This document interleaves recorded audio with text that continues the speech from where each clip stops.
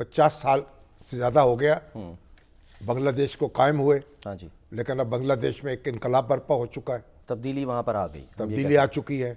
جو بھارت کی کٹھ پتلی حکومت تھی اس کا خاتمہ ہو چکا ہے، اور بنگلہ دیش اپنی آزادی اور خود مختاری پر زور دے رہا ہے. اس کے لیے عہد کیے ہوئے ہے کہ وہ آزاد مملکت کے طور پہ زندہ رہے گا، اور پاکستان کے ساتھ اس کے رشتے ناطے بحال ہو رہے ہیں، ایک اعتماد کا نیا رشتہ قائم ہو رہا ہے.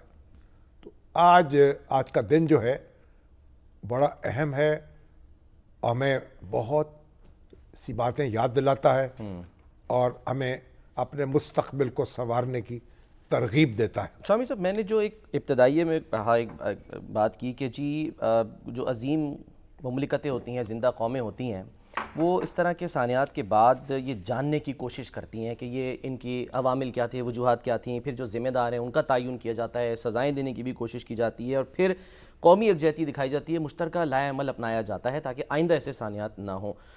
کیا اس پروسیس کی کوئی ایک بھی سٹیج آپ کو لگتا ہے کہ پوری ہوئی؟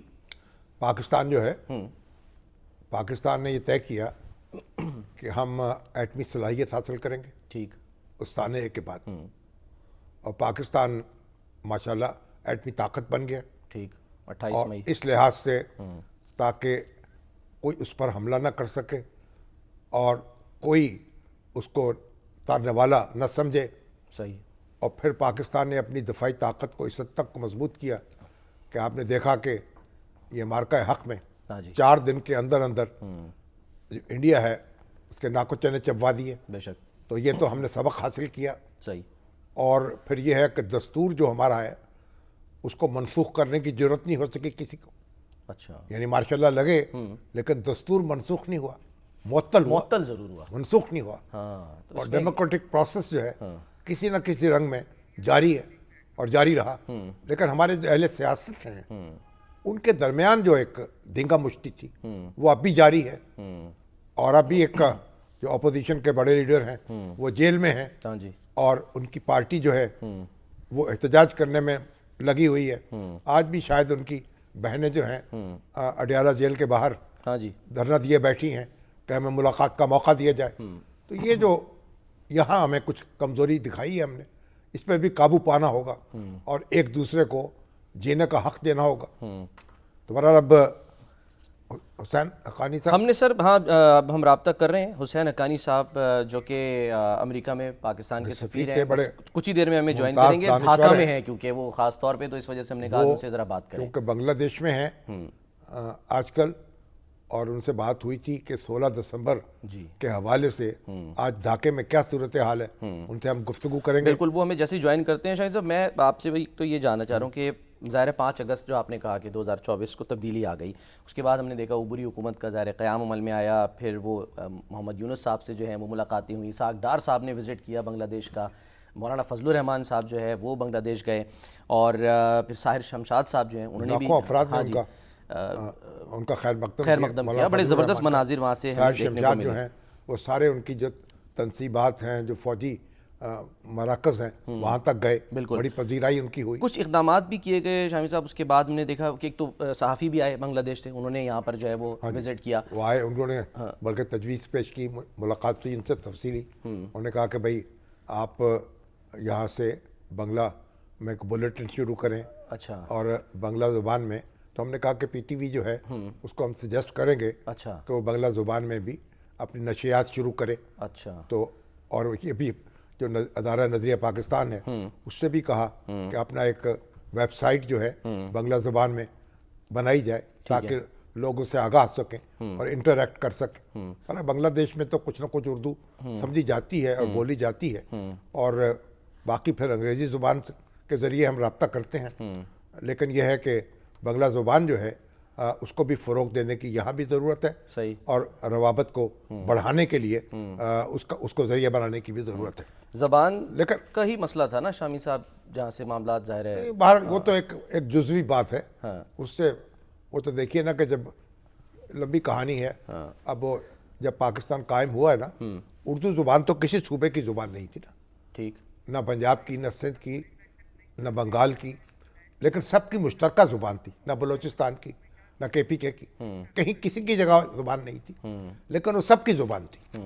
تو اردو زبان جو ہے اس کی خصوصی اہمیت تھی، اور ہماری مجلس دستور ساز نے یہ منظور کیا کہ اردو ہماری سرکاری زبان ہوگی، صحیح۔ جو ابھی تک نہیں ہو سکی ویسے۔ تو بار قائد اعظم جب وہاں گئے تو مطالبہ ہوا تو انہوں نے کہا کہ بھئی آپ زبان تو اردو ہوگی، لیکن آپ اپنی زبان جو صوبے کی زبان ہے، صوبے کے معاملات اپنی زبان میں کر سکتے ہیں۔ اچھا، بہرحال اس پہ ہنگامہ ہوا، پھر اس پہ مظاہرے ہوتے رہے اور تحریک چلی، اور پھر پاکستان کی جو دستور اسمبلی ہے اس نے یہ بات تسلیم کر لی کہ دو زبانیں جو ہیں پاکستان کی سرکاری زبانیں ہوں گی 1954 میں یا 55 میں۔ اچھا، تو بنگالی زبان اور اردو زبان دونوں کو اپنا لیا۔ تو وہ اگر کوئی غلطی تھی تو اس کی تصحیح کر دی گئی، کیونکہ باہر مشرقی بنگال جو تھا بڑا صوبہ تھا، آبادی کے لحاظ سے سب سے بڑا تھا، صحیح۔ تو پھر اس کو صرف آپ دوسرے صوبوں کے برابر ٹریٹ نہیں کر سکتے تھے۔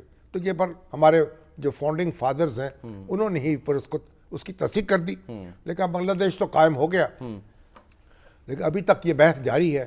اب دیکھیے کہ بنگلہ دیش میں ذمہ دار کون ہے اس کا، وہاں بھی بحث جاری ہے۔ ہاں، اب یہی جو ہم نے بات کی کہ بھٹو صاحب، مجیب الرحمان یا پھر یحییٰ خان، آپ کے نزدیک کون مطلب یعنی کہ چوتھا کردار اندرا گاندھی؟ ٹھیک ہے، دیکھیں وہ ایک اخبار میں بھی ایک تصویر آئی بنگلہ تھی، دیش آبزرور میں ہاں جی، چاروں کی تصویریں چھپی تھیں جب اندرا گاندھی جو ہے ان کو اسیسینیٹ کیا گیا۔ صحیح۔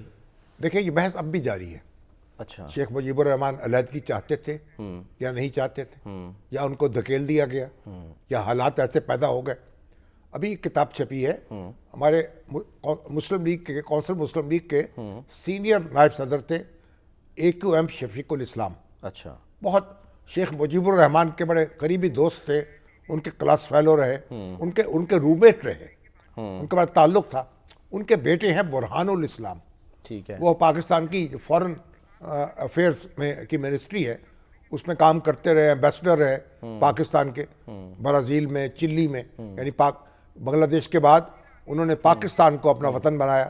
AQM شفیق الاسلام جو تھے وہ بھی پاکستان منتقل ہو گئے۔ ٹھیک ہے، تو ان کی کتاب آئی ہے، کتاب ہے آئی وٹنس ٹو سیپریشن۔ ٹھیک ہے شامی صاحب، اگر آپ اجازت دیں اس پہ ہم بات کرتے ہیں، کیونکہ حسین حقانی صاحب ہمارے ساتھ ابھی جو کریں ہیں۔ ہاں، آئی وٹنس ٹو سیپریشن۔ اچھا، اس میں یہی سوال جو ہے کہ شیخ مجیب الرحمان، ذوالفقار علی بھٹو، یحییٰ خان، کس کا کتنا حصہ ہے؟ اچھا، یہ بحث ہوتی رہے گی، کس کا زیادہ ہے کس کا کم ہے، اور اس پہ ہم بعد میں کسی بات کرتے تفصیلی ہیں بھی، ہاں، گفتگو کریں گے۔